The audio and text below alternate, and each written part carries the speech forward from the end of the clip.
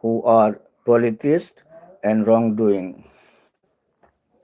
ونادى نوح ربه فقال رب إن ابني فقال رب إن ابني من أهلي وإن وعدك الحق وأنت أحكم الحاكمين. And Noah called upon his Lord and said, O my Lord, verily my son is of my family, and certainly your promise is true, and you are the most just of the judges.